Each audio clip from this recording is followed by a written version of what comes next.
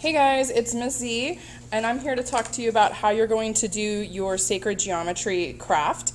The first thing is you have a little canvas bag, and I'm going to kind of do this because it's sort of hard to see the whole screen. I was having issues with my camera this morning.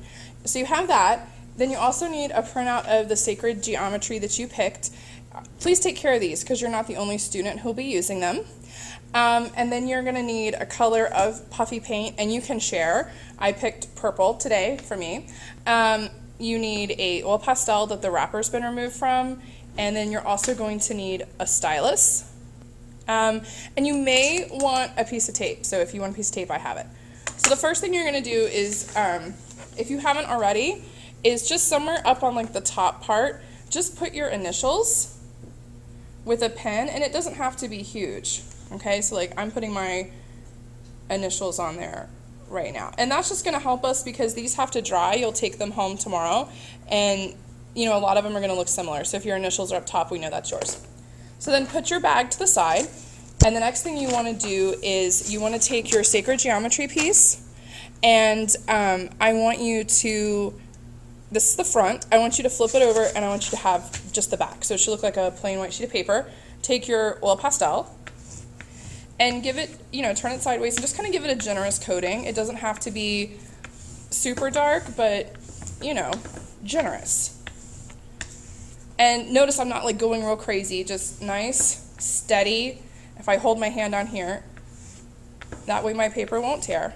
And kind of flip it and make sure you've got all of it. It looks like maybe I missed a little bit here at the bottom. Okay, so that was really easy. Flip it back over, get your canvas bag, decide where you want your sacred geometry to be, and just set it on there. So this is my sacred geometry sheet of paper, face up. If you want tape, you only need one piece. It doesn't need like a ton of tape. Tape it down, okay? And then you're gonna take your stylus, and you're gonna very carefully trace everything. And you do, oh, it squeaks. You do wanna push down. Try not to tear the paper, and if you peel up, you'll notice it's really, really faint here, but it actually is leaving an imprint of the design. So I'm going to keep tracing it, and when I come back, I'll show you your next step. All right, I finished tracing it, and so now what I would do is if I lift it up, again, it's really, really faint, so it's kind of hard for you to see. First of all, when you take this up, just bend your tape over and put it to the side so it can be collected, because I have other groups of students that are going to use these, so please don't wad it up and throw it away, because I only have enough for us to use them for each student. That made no sense, but don't throw it away. Okay, so it's kind of hard to see, but if I lift it up closer, I'm kind of hoping, yeah, you can see where the design is very faint, but it's traced on there.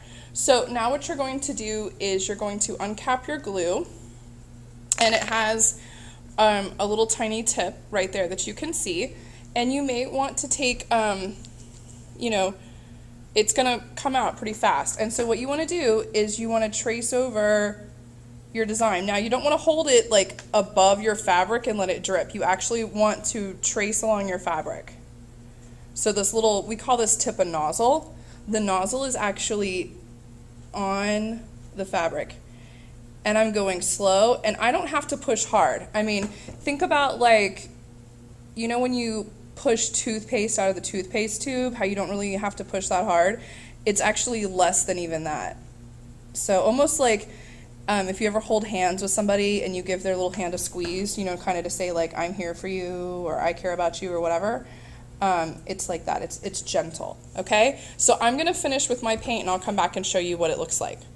Hey guys, so I'm still working on mine, but one thing I kind of thought about was you sort of want to rotate this sacred geometry mandala as you work, because you don't want to get your hands in it because it's wet paint, so it'll smear.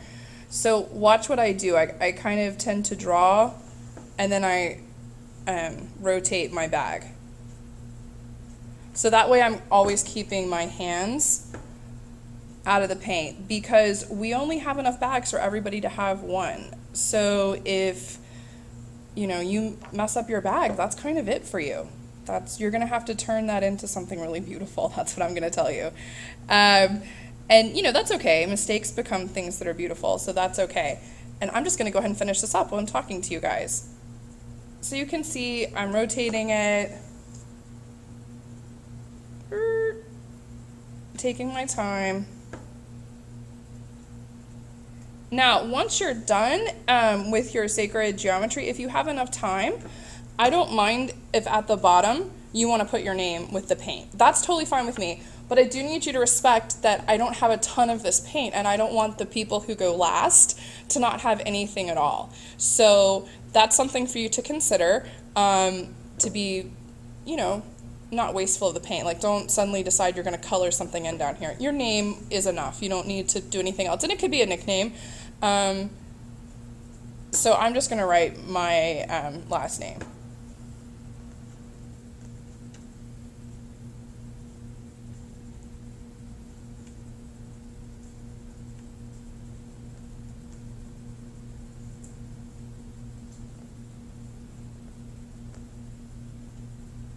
Okay, so that was enough for me. And then what we're going to do is we're going to put them on the floor to dry. They'll dry overnight, and when you come in here tomorrow, you can take it with you.